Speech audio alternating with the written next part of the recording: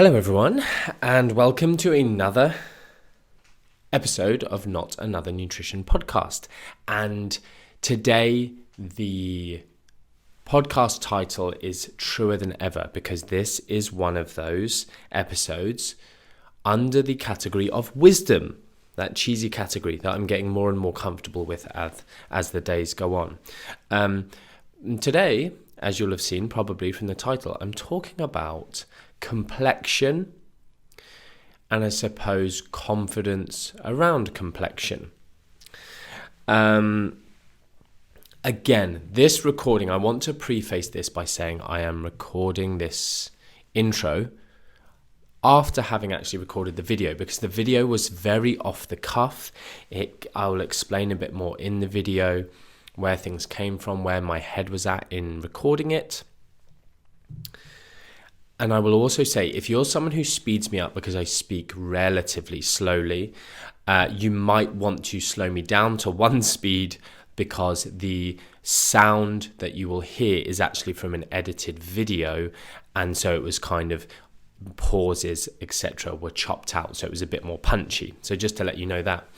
On top of this, I don't talk a great deal. I do give a few little tips on like skincare routine, as in creams and ingredients within creams that are proven to have some benefit.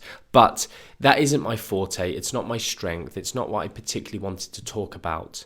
But it was, at the same time, I thought, so just some helpful stuff. The whole point of this podcast really is just to give away some of my life experience, which is no better or, greatly different from other people's. It's just come from many, many years of life experience with an evidence-based mindset, with, I am someone who researches. And in fact, you know what? I've just thought I haven't got a pen. Silly me.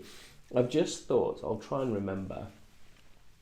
I'm going to record something on decongestants, because again, it gives you some context actually now.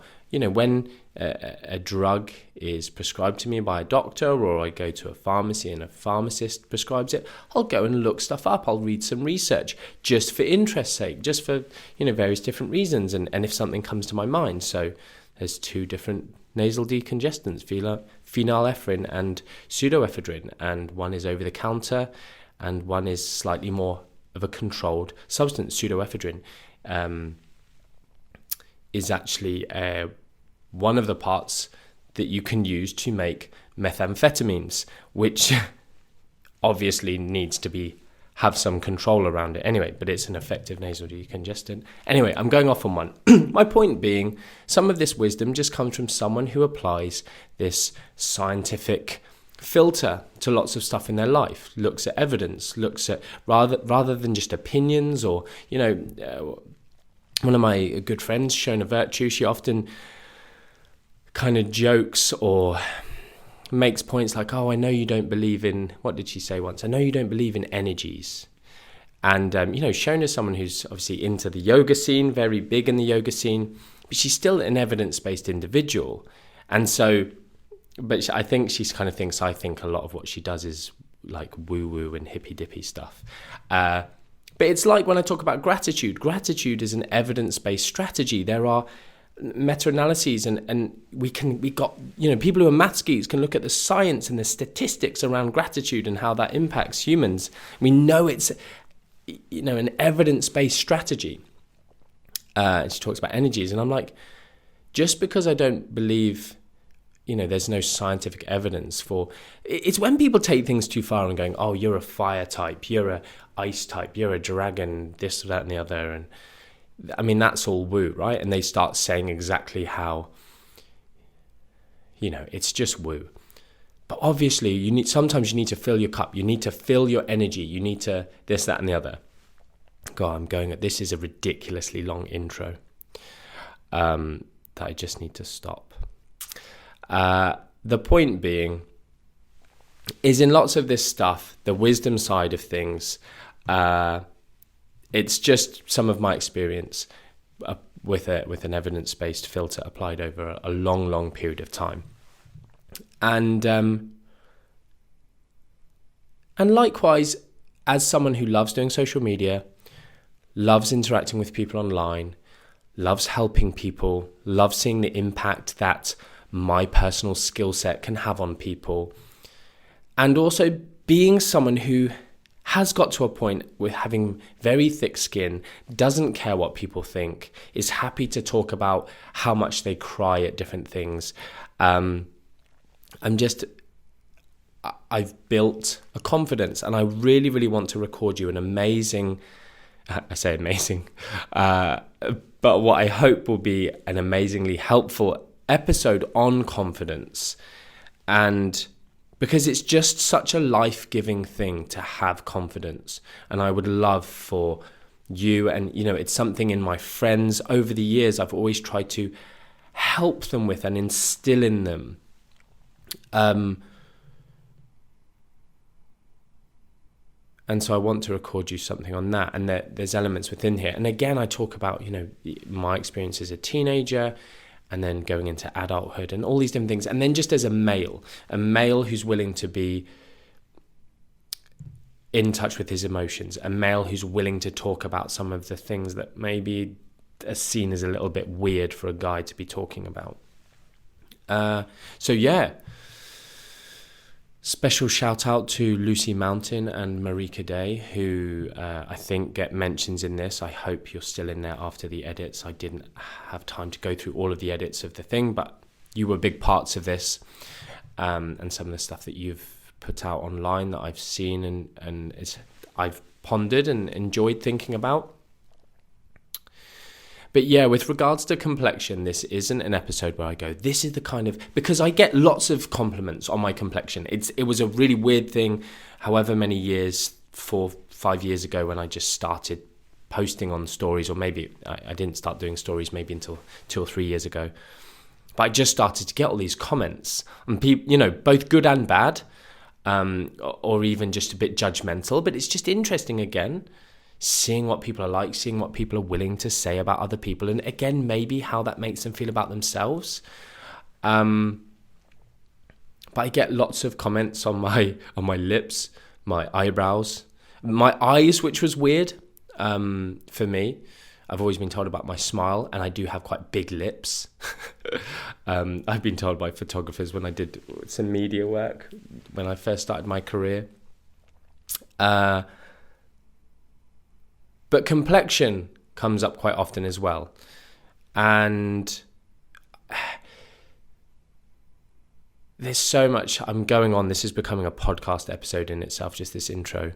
Hopefully by episode 4, you're already aware that I am a tangent person, and my brain just starts firing and I start talking, and I just feel like I just hope some of this will be helpful. It will change the way you think about some things.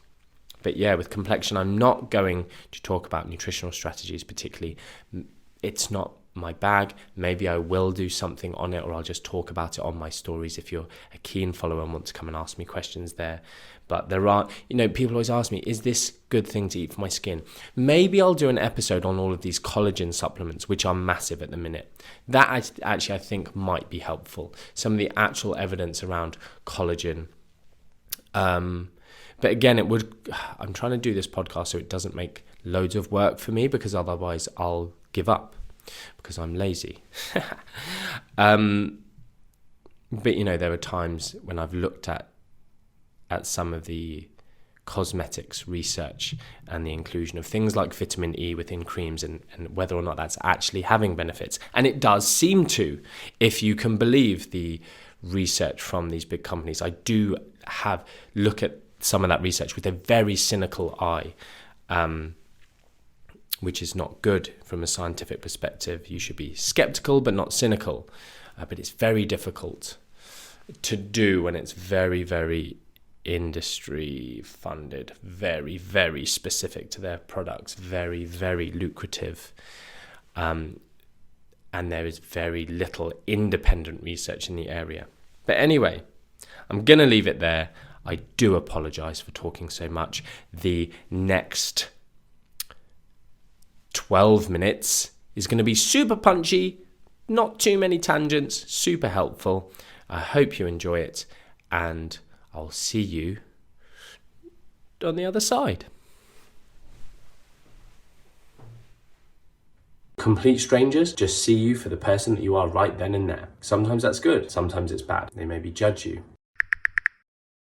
I thought I would record something on complexion for a number of reasons, not least of all this was a blackhead that I had to get rid of, and it's turned into a super red mark. I mean, it looks a lot better now, it's healing up. But anyway, I went to do some stories this morning, and there's a few reasons. I've been talking about confidence, self-esteem, happiness, that kind of stuff, and I want to record this video that I've been talking about for ages, and to be honest, it's coming out in all these other videos on other areas, interlinked areas. And one of the key things that I always say is confidence is situational. And I do think I've got some interesting things to say about confidence and how you can improve it and how you should think about it. Being someone who is naturally born with general confidence. So I think that is a thing. There is a general level of confidence, but comes from many different areas, life experiences, but again, interlinked with things like self-esteem and self-worth. Those two things being different things. So the little thing I wanted to talk about today is just complexion and my own little hang-up. And it's something that I see quite a few girls talking about. And I remember a few years ago there was this like no makeup movement,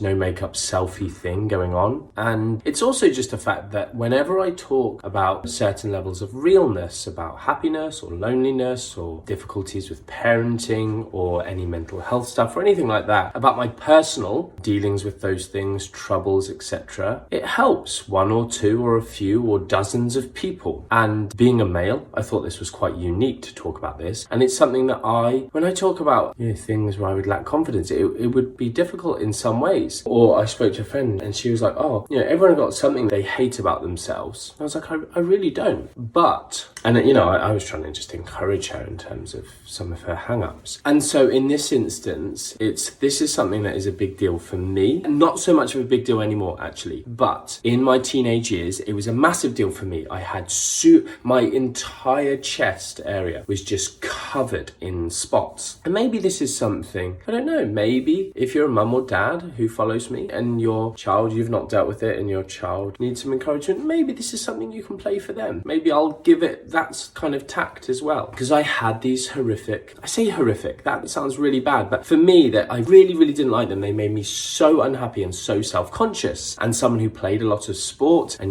sometimes taking a t-shirt off, and I would keep mine on and, wouldn't want to shower around other people, all these different kind of things, or, be playing football in the summer at the park and you'd be boiling hot and everyone take the taps off and I would want to. But anyway, I personally went on many different types of antibiotics long term, had some topical treatments. One thing I probably would say as advice, and obviously you want to talk to professionals about this isn't my expert area of knowledge. It's something I know a decent amount, I would say, about kind of medications, having worked in pharmacies for 5 years and through my own personal interest in health and reading kind of medical journals and that kind of stuff. But it's still not my area of expertise. Dermatologist is someone who's going to be someone who's got even more expertise outside of the medication in terms of skin health. But using a topical antibiotic for me, no, not for me personally, but in my opinion, is a much better way to go initially than going down the oral antibiotic route. Simply because obviously in your gastrointestinal tract, you have your gut microbiota, and these antibiotics will affect those things. And if you're taking them long term, you might take a 7-day or 10-day or 3-day or 14-day course of antibiotics, but when you're taking 30, 60, 90 days, 6 months, a year of antibiotics, this stuff has an impact. And I actually recall a client that Sarah and I both worked with, and she had a cleft palate and she had many operations on it, and she had many courses of antibiotics, and I came to us with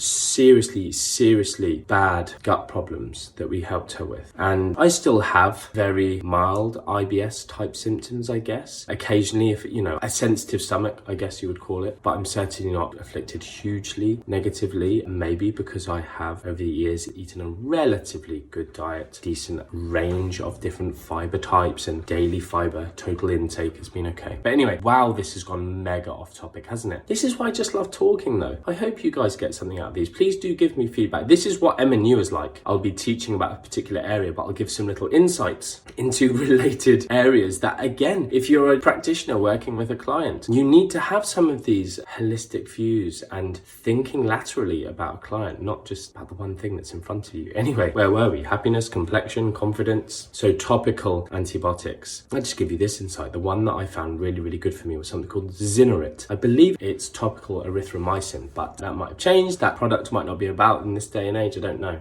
Where was I? I've actually just thought of a topical thing. Panoxyl.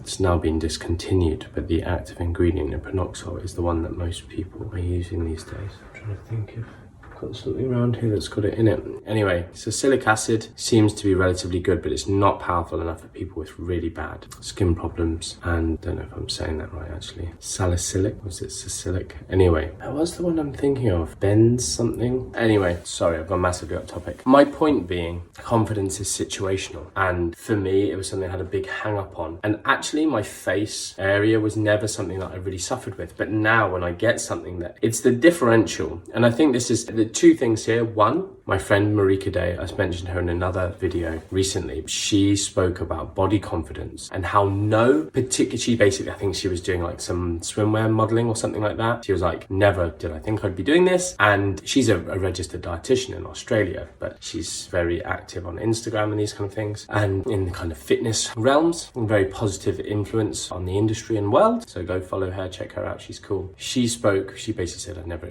imagined I'd be doing this, and wrote the comment that really struck me, which was, no, body size gives you confidence. And it's this whole thing that I have been talking about for years in our body comp residentials, and to encourage others that, no, you see these men's fitness models and women's fitness models, whoever, and you think that they have huge confidence. You see these bodybuilders, massive jack guys, and you think they have confidence. And I tell people, you don't know that they do. And I am telling you that some of the most physically perfect in terms of symmetry and balance and musculature and all the things that, you know, in terms of when I say perfect, these ratios kind of thing, the whole body confidence move, like perfectly imperfect, blah, blah, blah. You know, this isn't about that. The point is this perfect of like perfectly symmetrical left to right and up, top to bottom and all that kind of jazz. They massively lack confidence, and they won't take their t-shirt off if they've had a bit too much salt. I feel a bit watery. If they've put on 2 pounds of body fat and they are 9% body fat instead of 8% body fat, and what people would deem to be 5% instead of 4%, which isn't really that level. And I just hope me telling you that you know I'm trustworthy, that I'm saying this from a perspective of knowing that these people confide in me. And,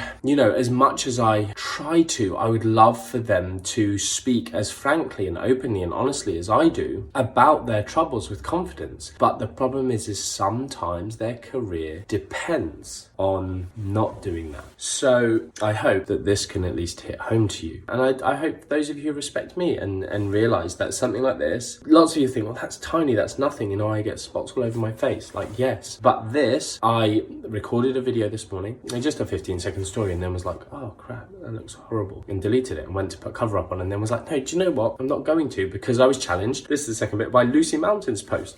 She does this thing, hashtag get your face out, and she was talking about the fact that she's used filters in the past, you know, as we all have, but people, you know, feel like they always have to have a full face of makeup on and all these different things that go with it, and just actually embracing who you are. But it's this differential. I've spoken before about body fat, and actually we call this spectrum here, and if you're in an audio only version, imagine a spectrum, a continuum, a line, and that line represents the least body fat you've ever had and the highest amount of body fat you've ever had, or the least amount of spots and the most amount of spots. And very often it's the differential of where you have been recently, or where you most remember yourself, or where you naturally reside, and it's the differential, the movement away from that point, that often dictates our happiness and our feelings of confidence or whatever at that point, feelings of success. You know, where I have been recently recently, things are moving forward, I feel great. Whereas even when things are going amazingly, but things start to go worse, it feels bad. And it's that change. That's what I mean by differential. That really gets to us. So normally my face is relatively plain in terms of my complexion. But then when I have a big red thing here, instantly it's like,